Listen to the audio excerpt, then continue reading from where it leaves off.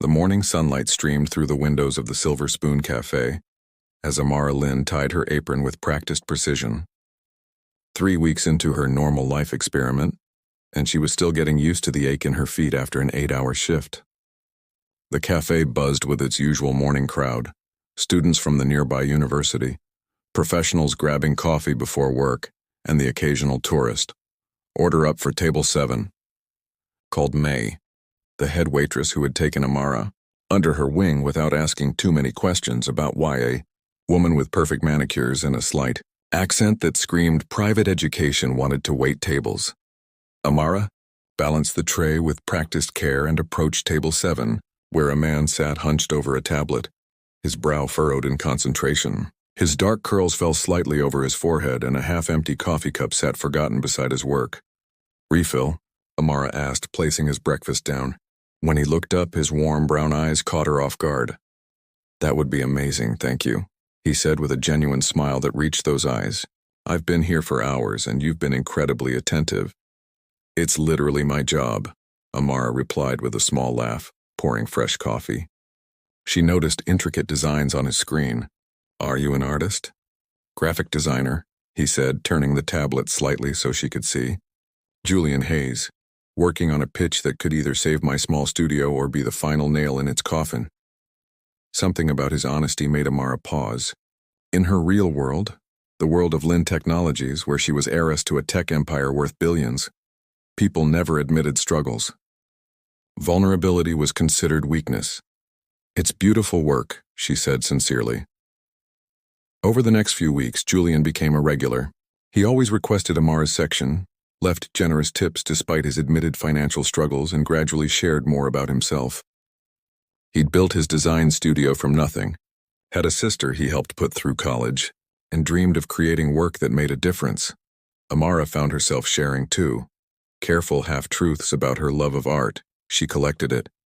Her travels, never mentioning the private jets, and her strained relationship with her father, omitting that he was Daiichi Lin, one of the wealthiest tech moguls in the country. One evening, as she was finishing her shift, Julian was waiting outside. "I have 2 tickets to the art installation at Riverside Park," he said, a slight nervousness in his voice. "Would you like to go?" "As a date?" Amara hesitated. This wasn't part of her plan. She'd created this alter ego to experience genuine connections, not to actually date someone under false pretenses. But something about Julian made her nod. "I'd like that," she said, ignoring the voice in her head that reminded her this could only end badly. As they walked through the light displays in the park that night, Julian's hand occasionally brushing against hers, Amara felt something she hadn't expected: freedom. With him, she wasn't Amara Lynn, future CEO with responsibilities weighing on her shoulders. She was just Amara, a waitress with simple dreams, experiencing a connection that felt remarkably real despite being built on a foundation of deception. If only it could stay this simple forever. Riverside Park twinkled with thousands of tiny lights as Julian guided Amara through the art installation. Their shadows danced across illuminated pathways, 2 silhouettes growing closer with each step. "This is the piece I was telling you about," Julian said, stopping before a massive light sculpture that shifted colors with the movements of observers. "The artist uses technology to respond to human presence." "Isn't that something?" Amara smiled, watching the colors change as Julian moved his hand. If only he knew that her family's company had funded the technology behind this installation. The irony wasn't lost on her. "It's beautiful," she said, "how it transforms based on who's experiencing it." "Like people," Julian replied, his eyes finding hers. "We show different sides of ourselves depending on who we're with." Guilt twisted in Amara's stomach. 3 months into their relationship, and Julian still believed she was simply Amara Chen, a waitress saving for art school. Their connection had deepened through quiet dinners at his modest apartment, walks through the city, and conversations that stretched until dawn. Julian had shown her his world without reservation, introduced her to his sister Ellie, shared his financial worries, even revealed his childhood struggles after losing his mother, and she'd given him carefully curated half-truths. "Are you okay?" Julian asked, noticing her expression. "You went somewhere else for a moment." Amara squeezed his hand. "I'm just happy. Being here with you feels right." Later that night, in the warm glow of Julian's apartment, their relationship deepened physically. His touch was tender, reverent even, as though she were precious beyond measure. In those intimate moments, Amara forgot about her deception, lost in the genuine connection they shared. Afterward, as Julian slept beside her, Amara slipped from bed and stood by his window, looking out at the city lights. In the distance, she could see Lynn Tower, her family's headquarters, illuminated against the night sky, a constant reminder of the truth she was hiding on. Julian's desk lay sketches for his upcoming pitch to Horizon Digital, a company secretly acquired by Lynn Technologies last year. Her father had mentioned the upcoming design competition at a board meeting, explaining it as a way to find fresh talent while cutting costs. Julian's entire future rested on a pitch to her family's company, and he had no idea. The next morning, as they shared coffee, Julian's phone buzzed with an email. "It's from Horizon," he said, his expression brightening as he read. "They loved my preliminary designs. I've made it to the final round of pitches. That's wonderful," Amara said, genuinely happy for him while anxiety twisted in her stomach. "This could change everything for the studio," Julian continued, pulling her into an embrace. "I could finally pay off my loans, maybe even hire an assistant." He paused, looking at her with such openness it made her heart ache. "I never thought I'd say this to someone I've known for only a few months, but I'm falling in love with you, Amara." The words hung between them, honest and unguarded. Amara knew she should tell him the truth now, before things went any further. Instead, she kissed him softly and whispered, "I'm falling in love with you too." Because despite the lies, that part was entirely true. The glossy pages of Business Elite magazine lay open on Julian's desk, and Amara's world collapsed into a single, horrifying moment of recognition. There she was, not in her waitress uniform from the Silver Spoon Cafe, but in an elegant charcoal suit standing beside her father. The caption read, "Daichi Lin and daughter Amara, heiress to Lin Technologies, announced $300 million innovation initiative." Julian stared at the photo, then at Amara, who stood frozen in his studio doorway, coffee cups from their favorite shop in her hands. "Were you ever going to tell me?" His voice was quiet, controlled, but his eyes revealed the depth of his hurt. "Julian, I can explain." "Explain what?" He pushed the magazine toward her. "That you're not Amara Chen, the waitress saving for art school, but Amara Lin, billionaire heiress. That you've been lying about everything since the day we met." "Not everything," she whispered, setting the coffees down with trembling hands. "Not how I feel about you." "Do you have any idea what this looks like?" Julian ran his hands through his hair. "I'm pitching to Horizon Digital next week, which I just discovered is owned by your family's company. Was this some kind of game? Slumming with the commoners before you take over Daddy's empire?" The accusation stung, though Amara couldn't blame him. "It wasn't like that. I wanted to experience something real, without the shadow of my family's wealth and influence. Every relationship I've ever had was tainted by it. People wanting me for my name, my connections, my future inheritance. So you lied to me instead." Julian's laugh was hollow. "How is that creating something real?" "I should have told you sooner. I wanted to, especially after we—" Amara's voice trailed off, remembering the intimacy they'd shared. "But I was afraid of losing you.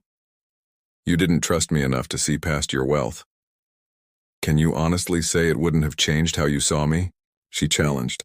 "That knowing who I was wouldn't have altered everything between us from the beginning?" Julian fell silent, the truth of her words hanging between them. After a long moment, he spoke. "I don't know what's worse, feeling like a fool for not seeing through your act, or realizing that despite everything, I still have feelings for you." "Then maybe we can start again," Amara said, hope flickering. "No more lies. Just us as we really are." Julian looked at her, conflict evident in his expression. "I need time to process this. And I need to know. Did you influence the Horizon Digital competition? Is that why I made it to the finals?" "I would never," Amara said firmly. "I didn't even know you were applying until you told me. My father handles acquisitions. I'm in the innovation department. Different divisions entirely." Something in her earnestness must have reached him. Julian nodded slowly. "The gala for the Horizon finalists is this weekend," he said finally. "If you meant what you said about starting over, meet me there. As yourself this time. Let's see if what we had was real or just another pretense." The night of the gala, Amara arrived as herself, Amara Lynn in a simple but elegant emerald gown. Whispers followed her as she entered. Executives and designers alike surprised to see the Lynn heiress at what was considered a minor corporate event. Across the room, she spotted Julian in a well-tailored suit, looking uncomfortable but determined among the corporate crowd. Their eyes met, and for a moment everything else faded away. As she moved toward him, Amara understood that crossing the room was symbolic of crossing between their worlds. The question remained whether those worlds could ever truly merge. "Is this seat taken?" Amara asked, approaching Julian at the Horizon Digital Gala. He looked up, his expression softening slightly at the sight of her. "I was saving it for someone, actually. A woman I'm still trying to figure out. A small peace offering." Amara took the seat beside him, aware of the curious glances from other guests who recognized her. "You look beautiful," Julian said quietly. "Is this the real Amara Lynn?" "Parts of both Amaras are real," she replied. "I never pretended to love art or to enjoy our conversations. I just omitted certain details about my life." The evening progressed with tentative steps toward reconciliation. Julian won second place in the design competition, genuinely earned through his talent without her influence. As they left the gala together, a photographer captured their image. By morning, gossip sites were ablaze with speculation about the Lynn heiress and her mysterious new boyfriend. Life changed rapidly after that. Julian found himself thrust into Amara's world of wealth and scrutiny. The modest designer suddenly featured in society pages, labeled everything from gold digger to refreshingly normal. 6 months later, as their relationship deepened despite the challenges, Julian proposed during a private moment at the Silver Spoon Cafe where they'd first met. No grand gesture, just honest words and a simple ring he'd saved for months to purchase. The engagement announcement triggered a tidal wave. Daiichi Lin, Amara's father, requested a meeting with Julian alone. "My daughter seems determined to marry you," Daiichi said in his minimalist office atop Lin Tower. "I cannot stop her, but I can protect her interests." He slid a document across the desk, a prenuptial agreement along with a business contract, offering Julian's design studio an exclusive partnership with Lin Technologies. Sign both, and you'll have my blessing and financial security. The choice is yours. Julian left without signing, the papers untouched on Daiichi's desk. "He's testing you," Amara said that night when Julian told her. "He did the same with every executive who wanted partnership with Lin Technologies. It's his way. Is that supposed to make it better?" Julian paced their apartment, her apartment technically, though he'd moved in months ago. "He's treating our marriage like a corporate merger." Meanwhile, Amara had discovered troubling information. Lin Technologies had been systematically acquiring smaller design firms, absorbing their talent, and discarding the original founders. Julian's studio would likely face the same fate if he signed the contract. As wedding preparations advanced, tensions mounted. Julian faced condescension at every turn from Amara's social circle. "I heard he was her waiter or something," one socialite whispered at their engagement party, not realizing Julian could hear. Daiichi must be furious. Amara watched Julian endure it all with dignity, never once asking her to choose between him and her world. She made her decision weeks before the wedding, setting into motion plans that would either secure their future together or sever her ties with her family forever. The night before their wedding, Amara met with her father. "I love him," she said simply, "and I know what you've been doing to companies like his." Daiichi's expression remained impassive. "Business is business, Amara. Sentimentality has no place in our world." "Then perhaps I no longer belong in that world." She left her father contemplating her words, knowing tomorrow would change everything. The Lin family estate transformed into a wedding wonderland, with cherry blossoms and crystalline decorations adorning the garden where 500 guests gathered. The who's who of the business and social elite whispered behind designer programs, speculating about the unusual couple. Julian stood at the altar, looking both handsome and slightly out of place among the opulence. His sister Ellie and his business partner, Raj, offered encouraging smiles from the front row, ordinary people amid extraordinary wealth. When Amara appeared in a gown that elegantly blended traditional elements with modern design, the crowd fell silent. She walked alone down the aisle. Her father had arrived but remained standing at the back, his expression unreadable. The ceremony proceeded beautifully until the moment the officiant asked if anyone objected to the union. An uncomfortable silence fell as all eyes darted to Daiichi Lin. Amara spoke before anyone else could. "Before we continue, there's something I need to say." Murmurs rippled through the gathering as she turned to address the guests. "Many of you came today expecting a spectacle, the rebellious heiress marrying beneath her station, or perhaps a ruthless social climber who managed to secure a fortune." Her gaze swept over the crowd, lingering on those who had been particularly cruel to Julian. "What you're actually witnessing is simply two people who found love in an unexpected place." She reached for Julian's hand before continuing. "Tomorrow, I will be announcing my resignation as heir apparent to Lin Technologies." Gasps echoed through the garden. "Instead, I'll be launching the Lin Foundation, focused on supporting independent creators and ethical innovation." She looked directly at her father now. "And my first act will be to establish a fund protecting smaller design studios from predatory acquisition practices. Practices I've seen destroy too many talented creators." The crowd erupted in whispers. Daiichi's face remained impassive, though those who knew him well could detect his surprise. "Julian taught me that true worth isn't measured in market shares or profit margins. It's found in creativity, integrity, and courage." She turned back to her almost husband, her eyes soft. "He never once asked me to choose between worlds. Instead, he helped me envision a better one." To everyone's astonishment, Daiichi Lin stepped forward. "My daughter has always been headstrong," he said, his voice carrying across the garden. "Today, she has also proven herself wise." He looked at Julian with new respect. "You didn't sign my contract. You didn't take the easy path to wealth. Perhaps there is something to learn from your principles." He extended his hand to Julian in a gesture visible to all. "Welcome to the family, Mr. Hayes. It seems you'll be good for it." The ceremony resumed with a lightness that hadn't been present before. As Amara and Julian exchanged vows, genuine smiles replaced society masks throughout the gathering. At the reception, Daiichi approached the newlyweds with an unexpected gift: the legal documentation transferring seed funding to the Lin Foundation, with Amara and Julian as co-directors. "Your mother would have approved," he told Amara quietly. "She always said I focused too much on empire building and not enough on the people affected." As the evening wound down, Julian led Amara to a quiet corner of the garden. "You gave up your inheritance for your principles," he said, still processing the day's events. Amara shook her head, smiling.